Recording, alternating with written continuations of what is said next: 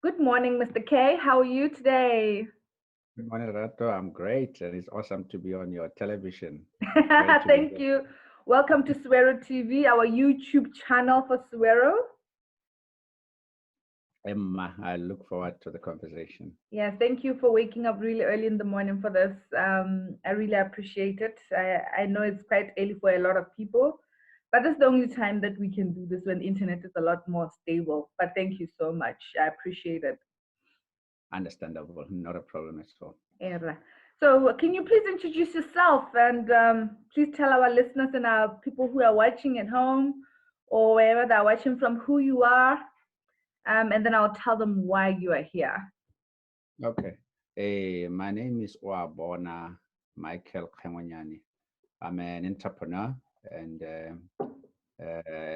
we run 3 operations. We've got Innolead Consulting, which has been around for the past 18 years or so, delivering business consulting, project management, strategy consulting, performance management, and so forth. We also have an academy that does training, corporate training, short-term, project management as well. We also have another entity called Digital High Technologies, formerly GDS Botswana, which we acquired about 2 years ago. And its focus is on delivering innovative ICT solutions to the Botswana market and regionally. And our current focus has been on the telco sector, where we provide wireless network technologies, equipment to telcos, and also support to that infrastructure in terms of maintenance and SLAs. The third operation is it's a passion from my childhood, an influence of my grandfather, which is cattle breeding. So we also have farming operation where we farm cattle, a bit of small stock as well, but largely it's cattle where we do Simbra type and Shabre type livestock, and a little bit of a stud breeding program at our Sandfelds and Banyana Molopo farms. Right. So yeah, so those are the 3 operations which we run, which I look after with an awesome team that we've got. Yeah. And it's a very exciting. I long discovered my entrepreneurial juices, and it's been a very fantastic journey for the last 20 years or 25 years actually, since I moved from corporate to go to the exciting area of entrepreneurship. Yeah. All right. So did you actually discover it 20 years ago, the entrepreneurship? Yeah. Well, it's more than 20 years. How many years is it now? It's 1999 when I left corporate, when I used to work at Botswana, where I was for about 10 years before I left, and where it actually developed a lot of my foundational skills. As you may understand, working for a corporation like Botswana, there's a lot of learnings that you pick from there. Yeah. So I went as an engineer, right from junior engineer to manager level, and really it was a fantastic experience, particularly after being, my degree program was all sponsored by Botswana. So I have a very, very soft spot for my former company. Yeah. They build you from the scratch. Absolutely. Yeah. So it was there when I was operating there where I've actually found my calling as an entrepreneur, where I managed to discover what we call my unique abilities, or what people say your passion or your calling, leading me to negotiate an exit with Botswana to join the entrepreneurial space. So that's all what happened around the late 90s when I left Botswana to enter into the waters, the tricky waters of running businesses in Botswana. Very tricky. Very, very tricky. How's it been? How's the journey been? Thank God thank God you're my brother, so I can pick your brain around it. The entrepreneurship journey, it's tough, I'll tell you. So, but how has it been for you? Let's share that. How has it been for you? Do you regret any regrets? No, not at all. You know, it's you look back and you can see that actually almost all the decisions were very timely. I Mm. think my time with Botswana was, as I said, very beneficial. Yeah. Learned a lot in terms of the basics of running or how corporates operate, because currently Mm. a lot of our clientele base is corporates. You know, it's your blue chip organizations. We still do some work with Botswana. We do some work with Yeah. major companies in Botswana, parastatals, and even government. So, you know, and I can relate to them, you know, to clients sometimes when you talk about improving performance, about how to navigate the waters of survival, to Mm. navigate competition. You know, I've been at it on the other side. So Mm.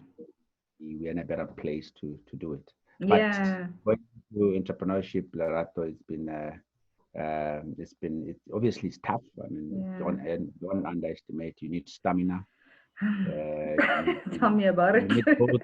Yeah, you need both physical, Yeah. uh, emotional, and Mm. cognitive capabilities, because you know Mm. professional services is it's an area where it's all about insights. It's about Mm. intelligence. It's about research and talent in terms of the team that we have.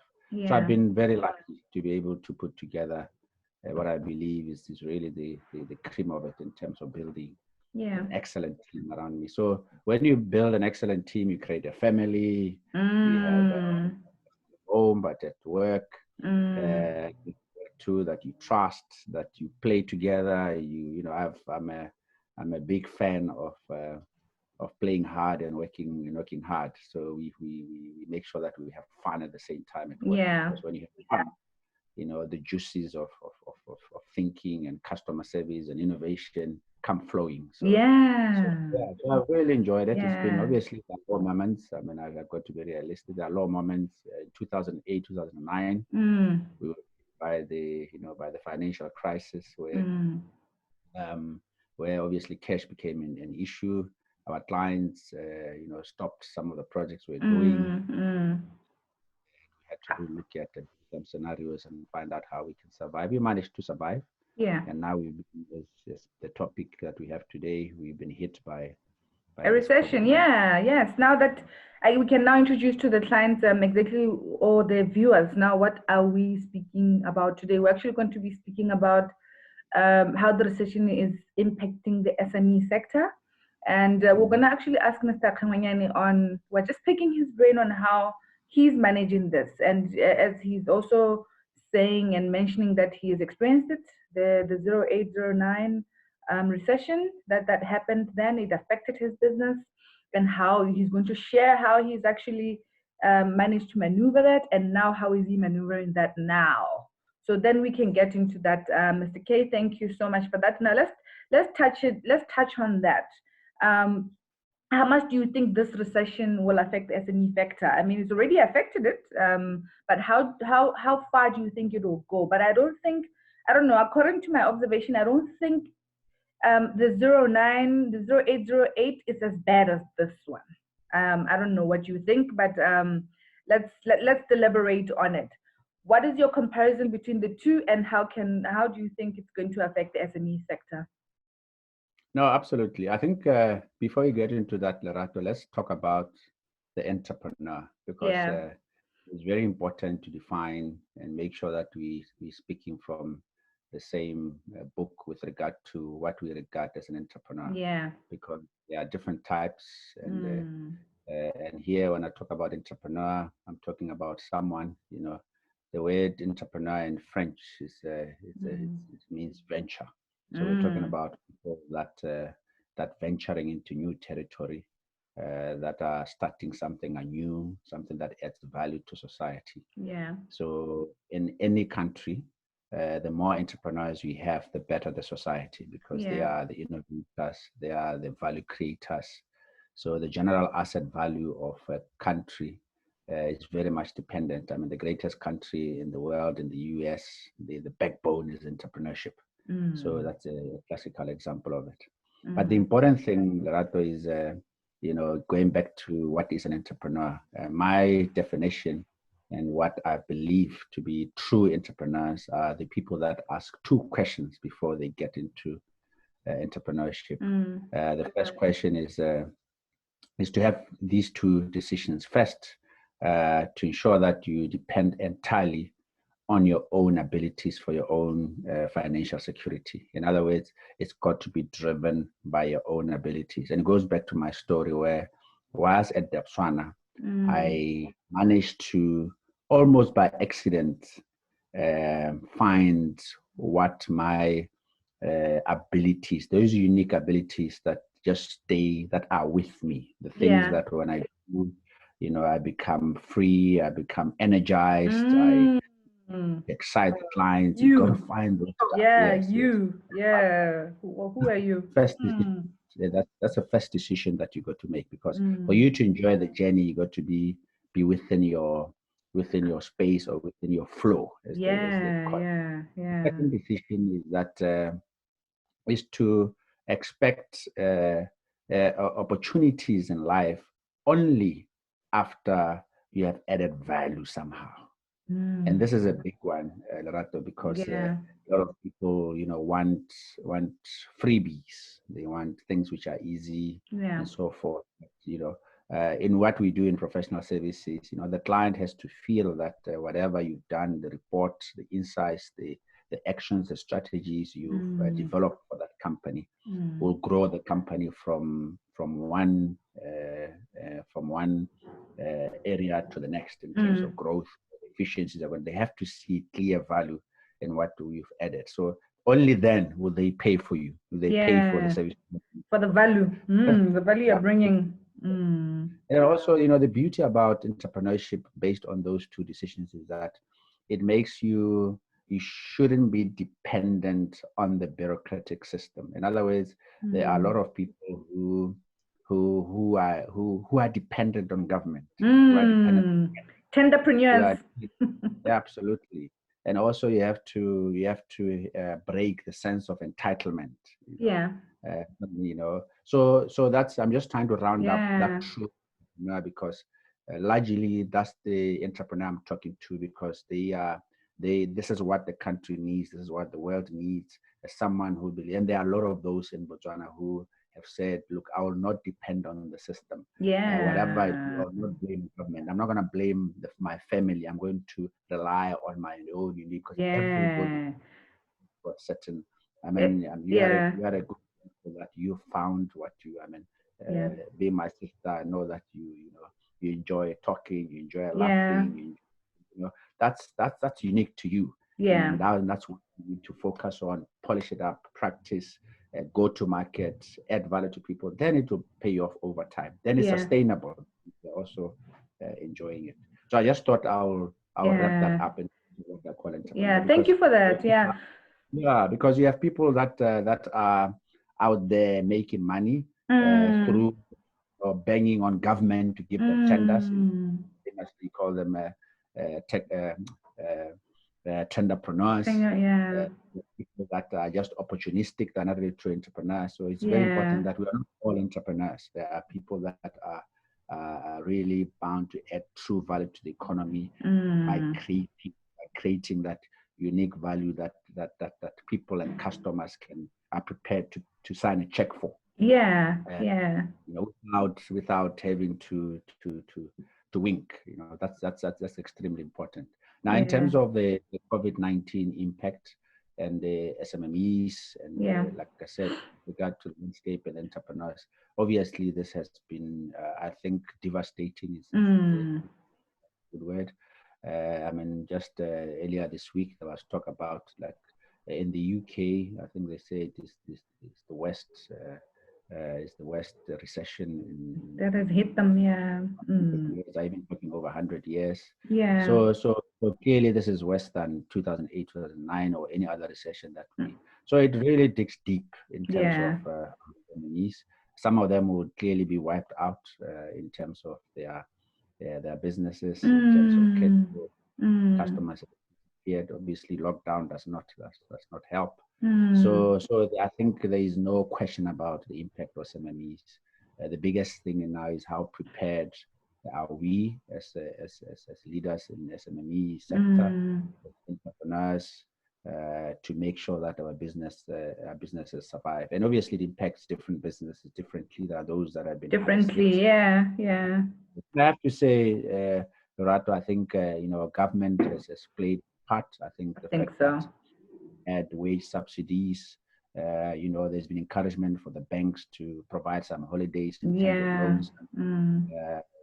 With us, with professional services like us, and technology, I mean, digital high, we have to supply equipment. The supply chain processes have collapsed. I mean, it's very difficult to be able to get equipment from Singapore. China. So it's been extremely difficult, and it's also very expensive. Where now we have to pay extra to be able to ship equipment, because there are only few players now, and they are pricing the shipping, very, very high prices, which is our business, obviously, a big challenge in terms of our operations. So I think different sectors have been hit, but in the end, there are those that are going to lose, there are those that are going to make it. Yeah, like Zoom. Apparently Zoom has hit high records right now. Skype, they are moving all the way to the bank, and some, as you know, the tourism sector has been decimated, with very little. So those that were, that had loans, that were sitting very dangerously on cash flow, it means this is going to be very, very, very difficult for them. So the big issue now is how do you prepare as an organization to make sure that we can be sustainable going forward. Yes, as a leader. Yeah, absolutely. Then what have you done yourself, for instance, to prepare for this, and how have you engaged your team, so that like you've actually been, and thank you for mentioning on the part that what is an entrepreneur and what is the role of an entrepreneur in society, and also what I was also hearing you is that don't depend on government system. An entrepreneur does not depend on the system for them to call themselves an entrepreneur. Therefore, that boils down to say, do not blame the recession. Get out of it. What can you do as an entrepreneur, as a leader now? Okay, I'm in recession. Start coming up with the ideas on how to get out of whatever that or opportunity within the recession as an entrepreneur. What is it? I heard you mentioning that earlier. Now, you as a leader of your group of companies, what have you done yourself on maneuvering this? Yeah, no, absolutely. And the biggest thing is, one of the lessons that we picked from 2008-9 recession was late response. So once this whole crisis emerged with China, and then slowly starting to hit Europe, it was clear that the game has changed, and we need to start applying our minds. So the first thing is to make sure that you involve your team. Yes. So we put together a COVID response team, which at first we thought we would meet weekly. Then we found that weekly was just too far apart. Yeah. So we been meeting twice a week and communicating with staff, because the biggest thing in this type of crisis is that staff, it's people. It's people's lives, it's people's well-being affected, about their future. So the first thing as a leader is to make sure that you provide that emotional and spiritual leadership to your teams. So it's the assurance, it's talking to staff, it's communicating, and that's the first thing that, as with my team, we made it a point that we keep, and we are very transparent about the situation. And I've always run my business on transparency basis. We create value in the market for a specific purpose. To do that, we've got targets in terms of financial targets. If we don't achieve them, the staff have to see that we haven't achieved them. If achieved, they have to see.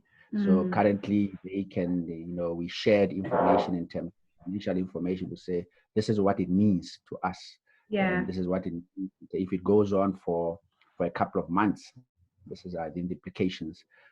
So the biggest thing is to make sure that you talk to your staff. You assure them, you give that emotional support.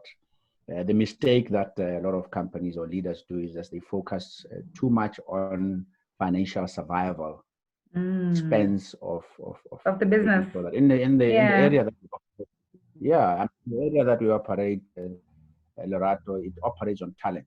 It is the people that drive the business. As you know, we sell at Innolead, we sell time.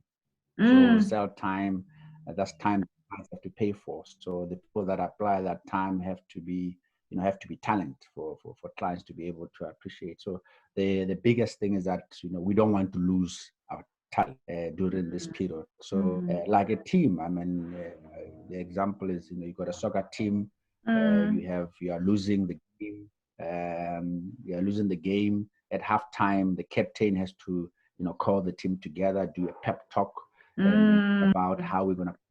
It's got to be an emotional re-strategize. Even when, and then the big thing is that staff are prepared to put sacrifices. I wouldn't say because you engage in them. They know that they're with leadership, there's transparency, there's trust. Then they're going to put extra mile. For instance, right now, with now having to work, but being there has to be an element of trust. The better being, and we're still getting our our wages. It means that you actually in the time. When we start investing in online infrastructure, you're not using that online infrastructure to start watching series and or other things. So there's got to be an element of trust. So if you put that trust and discuss with staff, really it's much easier to pull through, even if there are difficulties. Then staff can come to the part when you say, guys, maybe that's a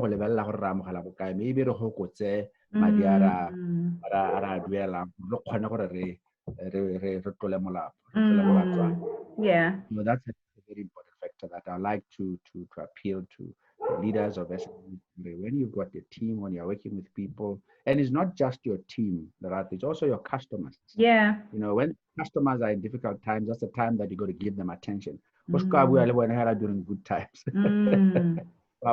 So you call them. You're not calling them for, obviously calling them how can you help? You also call them just to assure them, to share the story. So these are tough times. Sometimes people just want to chat about the difficult situation they are, difficult line, the many meetings we have on Teams, on Zoom at home, which are also is the new normal. So we have to really prepare for that. But I have to say, the biggest advice is that please make sure that you develop your scenarios or your plans to be able to navigate through. And that's what we've been doing. We developed some scenarios.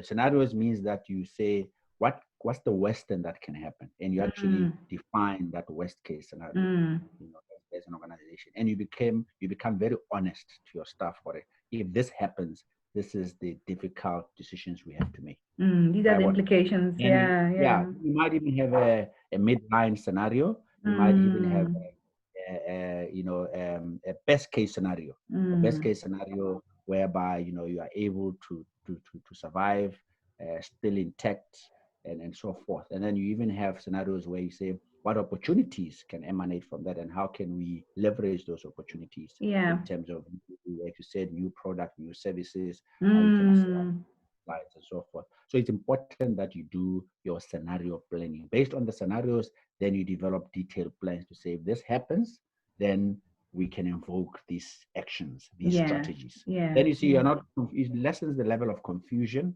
It makes the communicating straight, and also you're able to leverage the opportunities brought about by COVID-19 crisis. And even come out better. There are companies, there are entrepreneurs that are going to come out of this better than they were before in terms of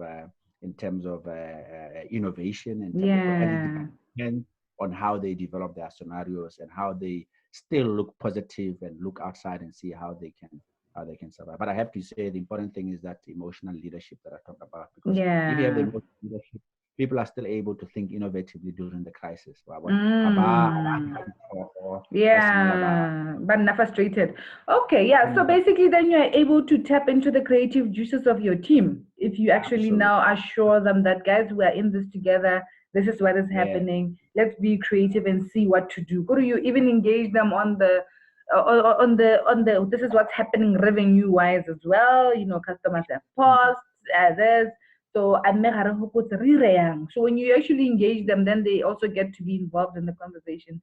They don't feel like you don't care and you just sidelining them, or maybe you are also panicked. You know, it's best they don't feel that you are panicked, but they feel like, okay, we're in this together.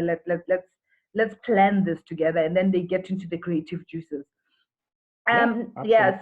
So what is your lesson with this, particularly on the working from home? Because I was actually just thinking the other day that maybe this thing of having to clock into the office all the time is overrated. What do you think? People can actually work from home, and also I guess strategies with companies can now change towards output. People now just work is based on output, and you're paid on output, as to being paid by sitting on the chair, 8 to 5, whether the work is done or not. I was actually having this conversation with a friend of mine in the UK that they are also shifting, that company is also shifting towards him sitting there from 8 to 5, and the only productive time that he had there was 3 hours, so they're actually paying him for 3 hours. And the company, but then they just want you to sit there, whether you are productive or not. It's neither here or not. So is it not best to probably now re-strategizing and seeing whether now this clocking in at the office is not sustainable? It's not necessarily the best way to do things. No, absolutely, Lerato. And sorry, I think the signal is getting a bit heavy there. I keep on losing Yes, you. But you're right.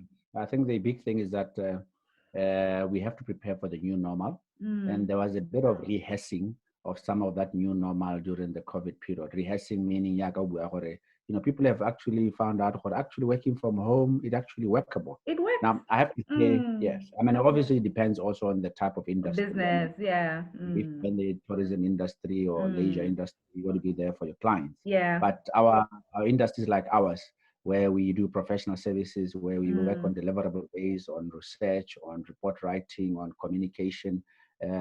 We have a culture, for instance, at Innolead, where we are very results oriented organization. It doesn't really matter where you're working from, as long as the job is done. Yeah. Absolutely. Yeah. And then again, you have to emphasize the trust factor. As leaders, you got to learn to trust your employees, because if you don't trust them, then people that when you build a culture of very little trust, the employees will give you exactly what you're looking for. They will make sure that they do things that are untrustworthy. It just trickles down. Yeah. Yes, you got to give them the space, show them that you trust them. Then they will make sure that they invest the time that's required. So yes, online platforms, as you said, in terms of working from home, that's going to become quite a big normal. Online, in terms of education, I think we're going to see a lot of ramping up in terms of education that's done online. I know right now there are a lot of free online courses. A lot of people have used the opportunity, spending a lot of time at home to do some online courses. So that's going to become quite a big norm in terms of going online. So yeah, so it's going to, obviously it's got its own disadvantages. I think we're discussing with some friends that, hey, can't a lot I mean, humans are social beings. Yeah. In the end, you need to be able to, we are human beings. We're social animals. You want to touch, you want to hug, you want to, you want to feel somebody. Yeah. So those are the things that we also miss, because we are humans. So I think there's a space for some of these interventions in terms of online. But in the end, we still need to remember that we are social animals, and that's very important to people's well-being. So it can be, we can't take it too far. We've got to make sure that there's a balance. But I think by and large, a new normal is going to involve a lot of people working from home, using a lot of online platforms. And we got to prepare ourselves for that. And it's efficient, because when people work from home, you know, it's going to conserve cash because you got, you know, you're going to use less electricity at work and even less wastage and things like that. So it's going to add printing to papers. Yeah. absolutely. And also it motivates employees. Look at employees, if they're going to work more time at home, spend time with their family, going to contribute to that level of happiness and well-being. Yep. Why not? Why Yep. not? What we want, you know, happy employees are very productive employees. Yes, very true. The balance then it's actually then it's there, you know, then you actually have the balance of family and work at the same time. Because not the only time I can work is now, probably for the next 30 minutes. Then the kids are Yeah. awake, then it's you know, then they sleep in the afternoon, then I get to work, I spend time with them. Then you know you feel fulfilled. That fulfillment of spending time with family, doing cooking with them, whatever, then you feel fulfilled, then you get to be more productive because you become happier. Yeah? Absolutely. I guess the ripple effect of it's also good on that. Yeah, all right. No, thank you so much for that. It's actually very important information that you are sharing. Let's talk about the opportunities that you think could be available. Different opportunities, obviously, for different companies, but if you were just going to look at it from a satellite view, what do you think opportunities will be there during this recession? What are the available opportunities for entrepreneurs or for SMEs, yeah, to tap into or yeah. Yeah.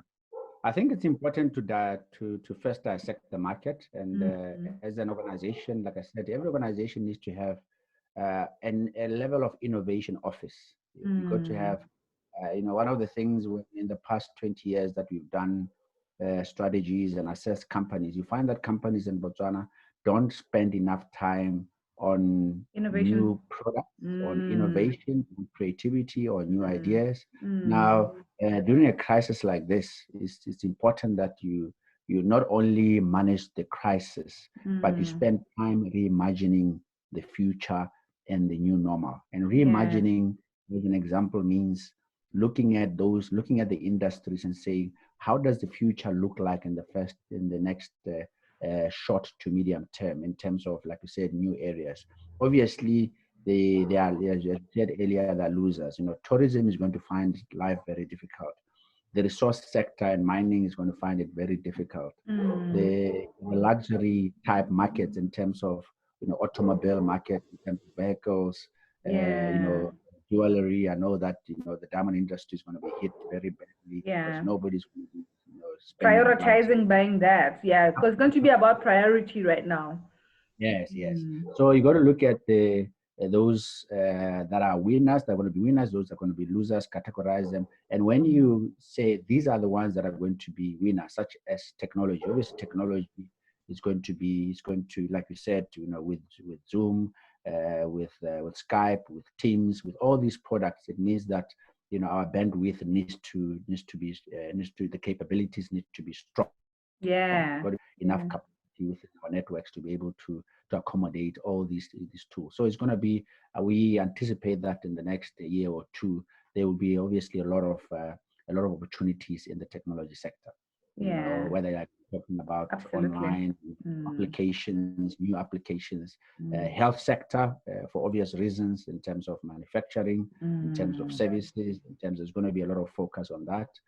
In Botswana specifically, I think one of the things that it must be a very big lesson, Lerato, is some of the, you know, COVID-19 has made countries to look very inwardly. You know, we can argue whether it's for good or for bad, but obviously how America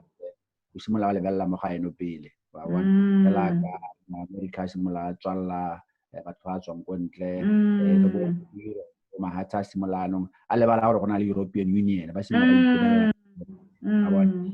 So, you know, now in Botswana, we've had this heavy reliance on South Africa in terms of agricultural produce, in terms of other manufacturing areas, even, you know, self-dependency when it comes to, you know, fuel supplies, you know, security of supplies when it comes to fuel. Those are the areas that I think we've been exposed for. What if South Africa borders for a very long time? We can't even get, you know, fuel transported into the country, and we're not ready. with regard to strategic resources for Yeah. fuel. Yeah. So there are opportunities obviously on that energy front in terms of, depends obviously how government maneuvers in that space. Agriculture, we are, we are getting almost, as the statistics go, over 80 or whatever percentage of our food supplies from South Africa, which obviously Africa closed borders and we can't even have onions. We can't have basic tomatoes, foods. yeah, just basics, yeah. So I mean, even milk, even milk, that we're going to have shortage of milk. So I think these are examples where hopefully our policy framers will be able to look at that and see how we can promote in a more accelerated fashion self-sufficiency in these areas. Yeah.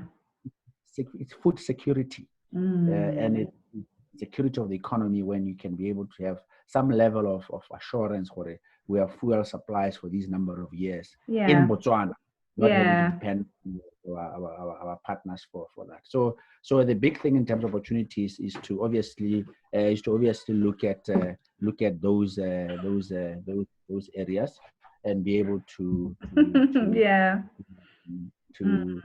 be able to find ways of exploiting those new areas for your future of your business.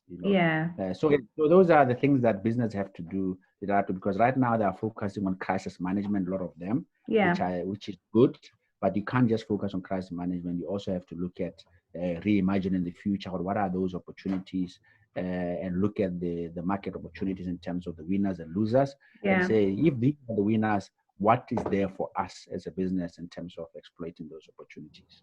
Yeah. Okay.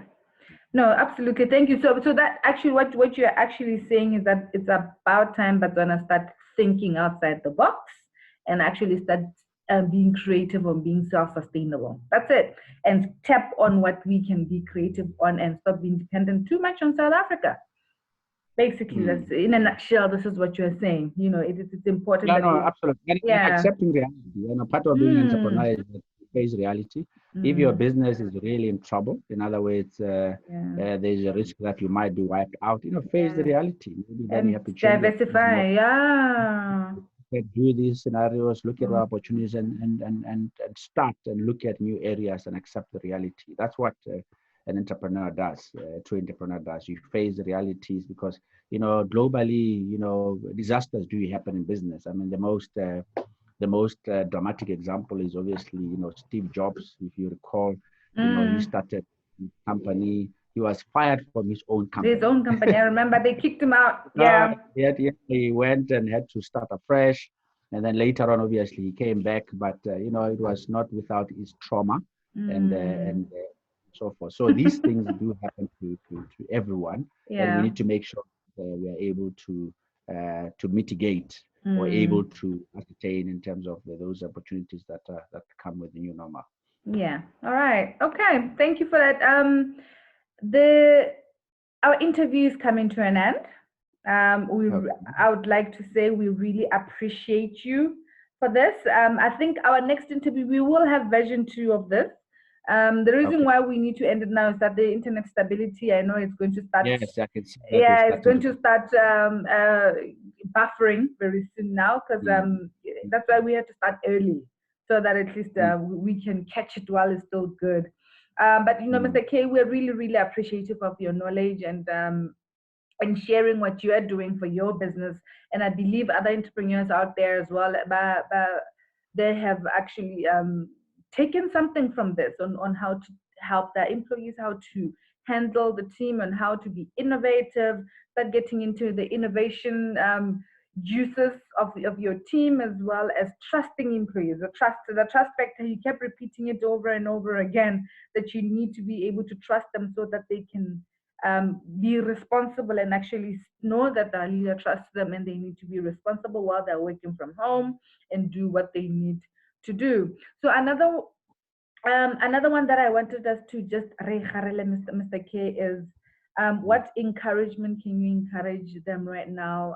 What's your last word on the way forward? I know a lot of people are sitting at home just wondering, hey, because I know the government can only do so much, in terms of helping with subsidies. They can only do so much. And, people are already just, I know people are already feeling, okay, what is going to happen, and it's also important to also remember it's not going to be the same. I know we are all thinking things are going to get back to normal the minute we open.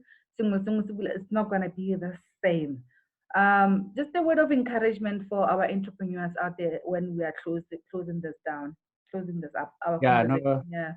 No, absolutely, Lerato. I think that's important, and I hope entrepreneurs and SMEs out there, they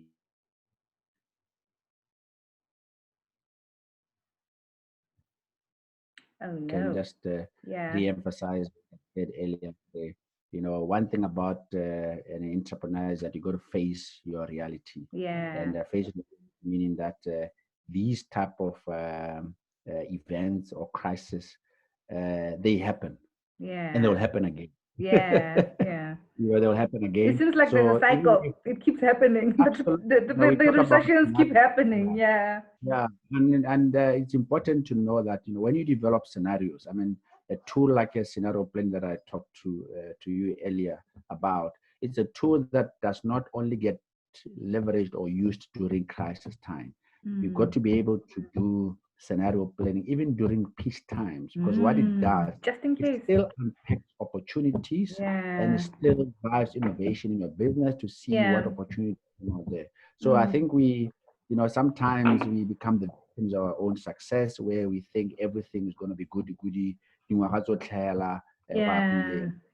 what reality is. So the big lesson from here is that obviously apply your crisis management, look at your cash flows, look at your customers, attention, particularly the leaders, because at this time it is the leaders, it is the CEOs, it is the MDs, it is the owners of the business that have to be there for their staff, because they are going through emotional trauma at this point in time. And that you provide that shoulder support and assurance. So that's the important thing. But in parallel, look at reimagining the future, and don't just do it now, even after recovery. Let's say, for argument's sake, next year, this time we're full bore again, back in business. Still do those scenarios, because, Botswana, Africa, the world is still really thirsty for our innovation standard. That is why Africa is making very little contribution to the innovation system of the world. Is because we don't spend enough time on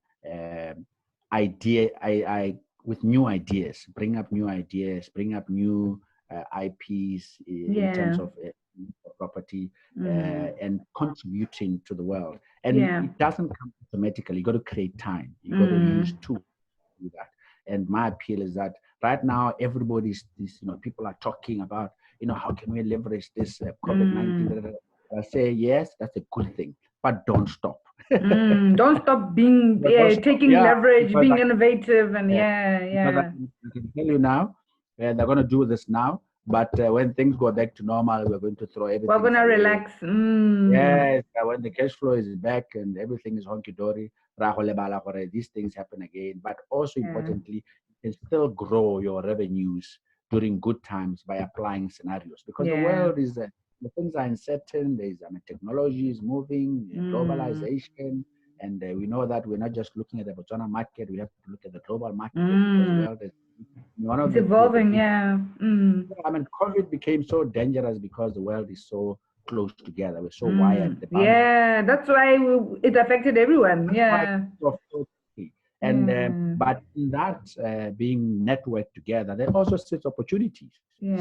When you develop a new product, don't look at Botswana. Look at the region. Look at the 200 million people in Africa. Look at the over 1 billion people in Africa. There's a whole market waiting out there. The chain is there to be able to take your product from here to Czechoslovakia, to take your product to Russia, and that's how we should really look at the new world. And I think in terms of Botswana, we are talking Vision 2036 and the benefits and all that. These are the areas that will really drive us to that beautiful picture of 2036 when we high income status economy. Okay. So how is that?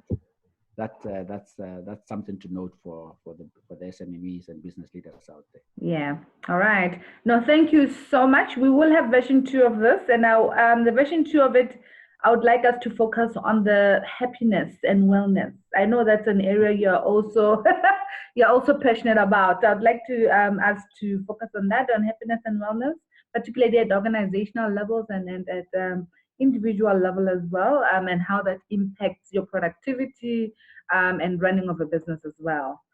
All right, thank you so much, Mr. K. I hope the entrepreneurs have benefited from this. They will ask a few questions for our next session. If anything, then I'll definitely jot them down. Thank you so much for this. It's been a pleasure. Thank you so much. You're welcome. Same to you. Okay, bye.